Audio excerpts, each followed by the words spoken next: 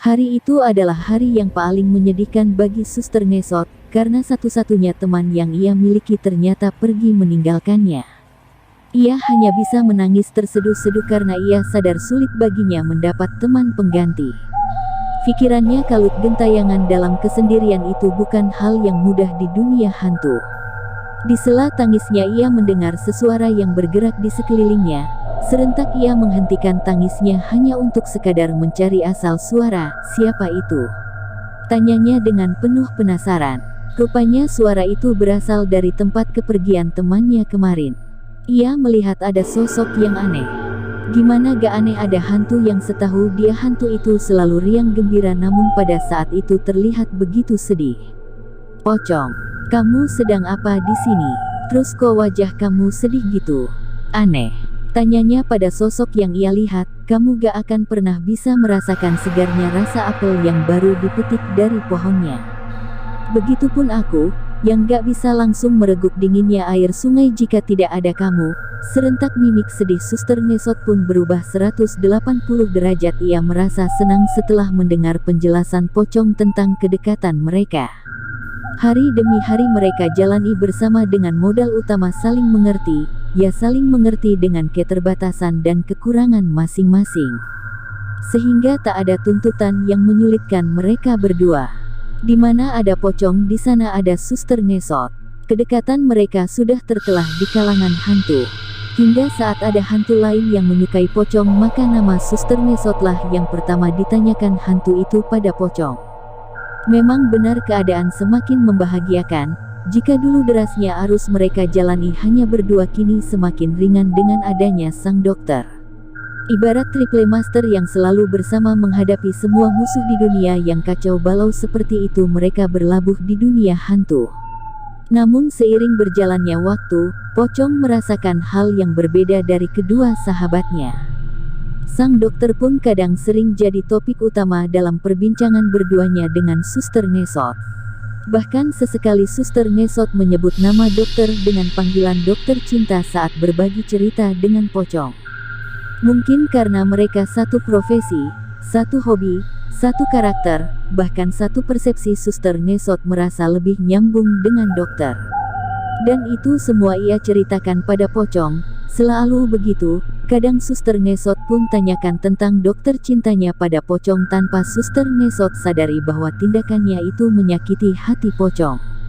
Hingga suatu ketika Suster Ngesot pun menyadari sikap pocong yang berbeda terhadapnya. Kini pocong begitu acuh padanya. Mungkin jika ia digalaukan hantu lain maka ia akan lari dan curhat pada pocong, namun apa jadinya jika yang membuatnya galau justru pocong sendiri? Begitupun pocong, ia juga tak bisa berkata pada siapapun tentang perubahan sikap Suster Ngesot setelah mengenali dokter. Hari-hari memang masih berjalan seperti biasa, bertiga dalam kebersamaan, namun saat pocong melihat betapa bahagia dan berserinya wajah Suster Ngesot saat bercengkrama dengan sang dokter, maka pocong langsung pergi menghindari mereka. Ia tak mau merusak kebahagiaan Suster Ngesot dengan sang dokter. Baginya melihat mereka berdua bahagia sudah cukup membahagiakannya. Perlahan pocong pun pergi menjauhi mereka. Tak lama tersadarlah Suster Ngesot bahwa pocong meninggalkan mereka berdua. Suster Ngesot langsung mencari pocong dan berusaha mengejarnya. Namun apalah daya, ia terlalu lambat mengesot hingga pocong tak dapat ia susul. Ia hanya bisa menangis melihat pocong yang semakin jauh meninggalkannya. Jika dulu pocong akan setia mendengarkannya menangis hingga ia dapat tersenyum, kini pocong tak pedulikannya, bahkan sekedar untuk menoleh pun ia tak lakukan.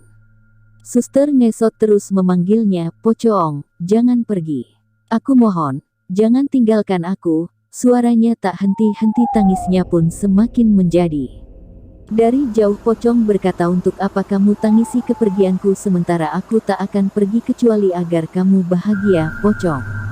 Ya, dia pergi tanpa melambaikan tangan, tanpa sepatah kata perpisahan, tanpa menyisakan senyuman. Melihat hal itu Suster Ngesot tak bisa berpikir apapun. Ia tetap mematung di sana, tidak mengejar pocong yang telah pergi meninggalkannya, juga tidak menghampiri dokter dan menyuruhnya mengejar pocong. Kini ia salahkan diri sendiri. diam dalam kesendirian menurutnya itu yang terbaik. Tak mudah mengejar impian tapi lebih susah mempertahankan apa yang kita miliki. Memang yang dieram akan menetas, tapi yang digenggam bisa terlepas. Jika kita ingin memiliki apa yang kita cintai maka cintailah apa yang kita miliki. Kata-kata itu yang menari di otak Suster Ngesot seketika air mata tak kuasa dibendung. Melihat kepergian pocong hingga sosoknya tak terlihat lagi.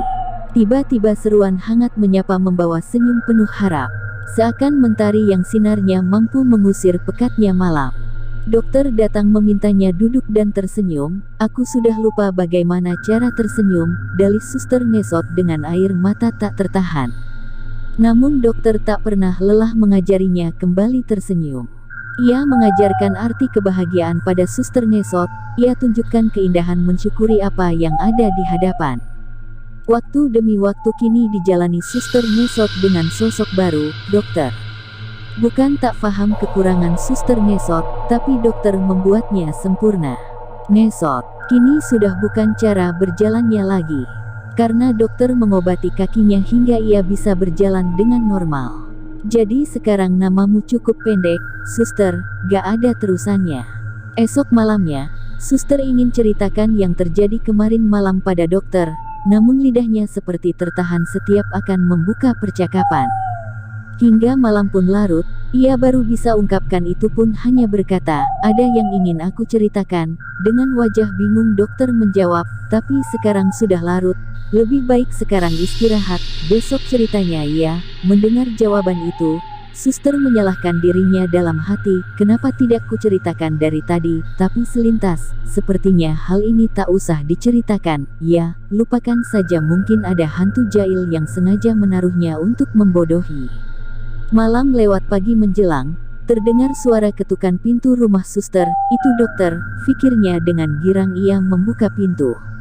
Seketika matanya terbelalak, kaget pocong. Ya, pocong datang kembali. Kini ia membawa perubahan. Dengan pancarkan kesungguhan ia melontarkan pertanyaan pada Suster, bagaimana bunga yang kemarin? Suka. Aku sengaja tak beri kabar, ingin mengejutkanmu, aku sangat merindukanmu. Nanti malam, kita gentayangan lagi yuk, berharap ada yang bisa membantunya menjelaskan pada pocong. Suster memutar otak mencari kalimat pas yang tidak melukai pocong. Pocong, aku juga sama, rindu aku senang kamu kembali. Seketika pocong memotong, aku tahu kau pastikan bilang seperti itu. Aku sudah siapkan kostum baru untuk gentayangan kita nanti malam. Dan aku yakin, kau kan semakin menyeramkan memakainya. Ingat ya, nanti malam aku jemput, tegas pocong sambil berlalu pergi. Tapi, tak sempat Suster jelaskan kedekatannya dengan dokter dan perubahannya yang tak jadi Suster Ngesot lagi, pocong terlanjur pergi. Bagaimana ini? Apa yang harus kulakukan? Berharap seseorang bantu aku, keluhnya dalam hati.